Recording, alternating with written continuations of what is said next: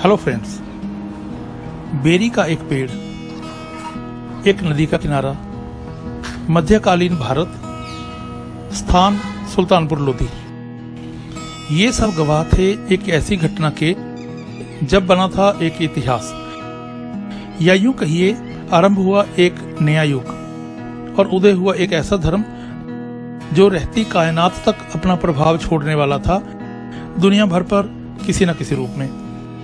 इस वीडियो में आज हम देखेंगे श्री गुरु नानक देव जी से संबंधित बेरी का एक पेड़, तराजू के वो बट्टे जिनसे बाबा जी ने 13-13 तोला था, और वो स्थान जहां श्री गुरु नानक देव जी 3 दिन आलोप रहने के बाद प्रकट हुए थे। तो चलिए चलते हैं और दर्शन करते हैं इस पवित्र स्थान के। चंडीगढ़ से इस स्थान की दूरी लगभग 175 किलोमीटर है। रूट है मोरिंडा, समराला, लुधियाना, फिलौर, नूरमहल, नकोदर और फिर सुल्तानपुर लोधी। 15वीं शताब्दी में भारतवर्ष के उत्तर पश्चिम में एक शहर हुआ करता था, राय भोयदी तलवंडी। 1469 में इसी स्थान पर जन्म हुआ श्री गुरु नानक देव जी का। गुरु नानक देव जी के सम्मान में ये स्थान ननकाना साहब के नाम से जाना जाने लगा। भारत पाक बंटवारे के बाद ननकाना साहिब पाकिस्तान में चला गया।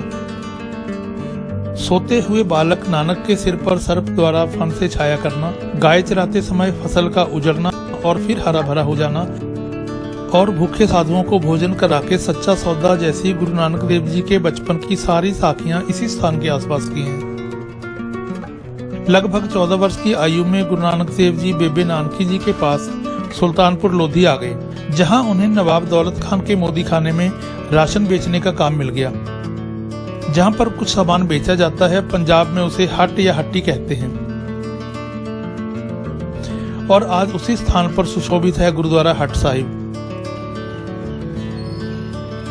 जब भी कोई गरीब या जरूरतमंद बाबा जी के पास राशन लेने आता तो सामान तोलते हुए नानक गिनती करते थे। 1, 2, 3 गिनते गिनते 13 तक आकर बार बार 13-13 यानी 13-13 कहते कहते डालते, जब तक कि उस व्यक्ति का फैलाया हुआ दामन पूरी तरह से भर नहीं जाता था। श्रद्धालु संगत आज भी उन बट्टों के दर्शन कर सकती है जिनसे बाबा नानक जी ने किसी समय 13-13 तोला था।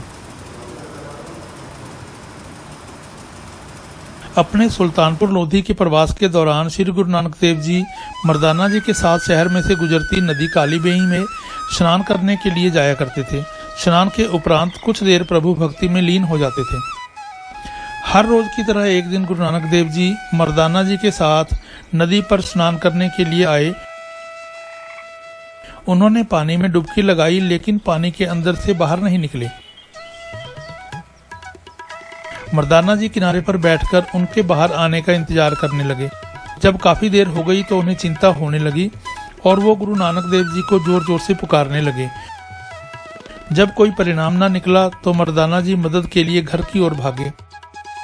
जल्दी ही सब और बात फैल गई कि नानक नदी में डूब गया है। जैसे ही नवाब दौलत खान को इस बात का पता चला तो उसने मछुआरे और तैराक गुरु जी को खोजने के लिए नदी में उतार दिए। लाख कोशिशों के बाद भी श्री गुरु नानक देव जी का कुछ पता न चल सका, क्योंकि उस समय काली बेई उफान पर थी।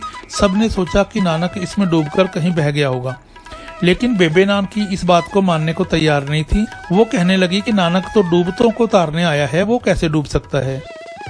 परंतु धीरे धीरे सबने इसे सच मान लिया। 3 दिन के बाद अचानक वहां से थोड़ी ही दूरी पर नानक प्रकट हुए। रूहानियत भरे मुख पर एक अलग ही नूर था, जुबान खामोश थी। जब लोगों ने इनसे पूछा तो उनके मुख से निकला, ना को हिंदू ना मुसलमान, जिसका अर्थ उनके अनुसार था कि ना तो कोई ऐसा हिंदू है जो धर्म के मार्ग पर चल रहा हो, और ना ही ऐसा मुसलमान जो अपने दीन पर चलने वाला हो। 3 दिन तक गुरु नानक देव जी निरंकार के साथ सचखंड में रहे। यहीं से श्री मूल मंत्र की प्राप्ति हुई और ये आदेश भी कि इस पवित्र बाणी का जाप करवाकर कलयुग के जीवों का कल्याण करो।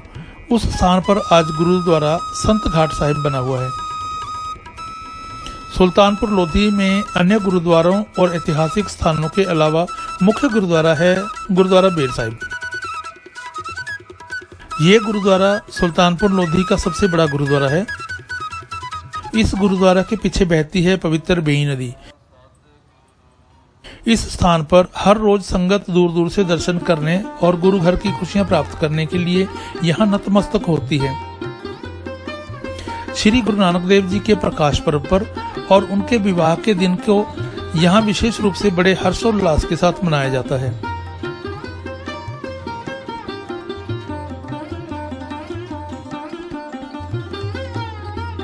दूर दराज के क्षेत्रों से आने वाली संगत के लिए रात्रि विश्राम का बेहतरीन प्रबंध है, बिना किसी भेदभाव के। सुल्तानपुर लोधी में गुरु साहब ने 14 साल 9 महीने 13 दिन बिताए थे।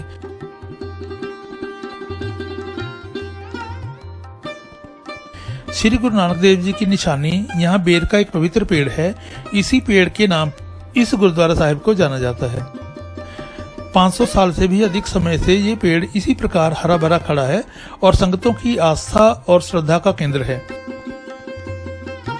वैसे तो वो अकाल पुरख परमात्मा कण कण में समाया हुआ है और उसका आशीर्वाद हमें हर पल मिलता रहता है, परंतु यहाँ इस पवित्र पेड़ के नीचे बैठकर एक असीम शांति का अनुभव होता है। यही श्री गुरु नानक देव जी ने दुनिया को दी मूल मंत्र साहिब की पवित्र वाणी। यही मूल मंत्र साहिब श्री गुरु ग्रंथ साहिब जी के प्रथम अंग की शुरुआत है। संगत यहाँ पवित्र बेई नदी में स्नान करती है। इसके अलावा यहाँ एक सुंदर सरोवर भी बना हुआ है। यहाँ आने वाली संगत के लिए 24 घंटे लंगर की व्यवस्था है। इन गुरुद्वारों के अलावा गुरु साहिब से जुड़े कुछ और स्थान भी हैं, जिनके दर्शन हम आज की अपनी यात्रा के दौरान नहीं कर सके। एक बार गुरुजी को कहा गया कि चलो हमारे साथ मस्जिद में नमाज पढ़ो। नमाज के दौरान गुरुजी सजदे में झुके नहीं। इसे देखकर लोग नाराज हुए, लेकिन गुरुजी ने उनका भ्रम दूर किया कि नवाब दौलत खान तो काबुल में घोड़ों की खरीद कर रहा था और मौलवी साहब अपनी गाय के बछड़े की चिंता में थे। हर कोई सिर्फ तन से यहाँ था, मन से नहीं। तब उन्होंने गुरु नानक देव जी की ईश्वरीय शक्तियों को पहचाना और अपनी भूल स्वीकार की। उस स्थान पर है गुरुद्वारा अंतर्यामता साहिब। जब नानक 13-13 तोलते गरीबों की झोलियां भर रहे थे तो किसी ने इसकी शिकायत नवाब दौलत खान से कर दी। शिकायत की सुनवाई के लिए गुरु नानक देव जी को भी बुलाया गया, लेकिन जांच में सब हिसाब बराबर था, बल्कि कहते हैं कुछ पैसे ज्यादा ही निकले। उस स्थान पर गुरुद्वारा कोटरी साहिब है। गुरु साहिब जिस स्थान पर लगभग 15 साल रहे, विवाह और दोनों सुपुत्र बाबा श्रीचंद और बाबा लक्ष्मीचंद जी का जन्म हुआ, उस स्थान पर गुरुद्वारा गुरु का बाग बना हुआ है। अनजाने में हुई मेरी किसी भी गलती के लिए क्षमा कर देना जी। सतगुरु नानक हम सब पर अपनी मेहर बनाए रखें। वीडियो को देखने के लिए धन्यवाद। अच्छी लगे तो वीडियो को लाइक और कमेंट करना, दोस्तों के साथ शेयर करें। ऐसे ही कुछ और जाने अनजाने स्थानों की वीडियो को देखने के लिए चैनल को सब्सक्राइब करें। फिर मिलते हैं एक नई वीडियो के साथ। धन्यवाद।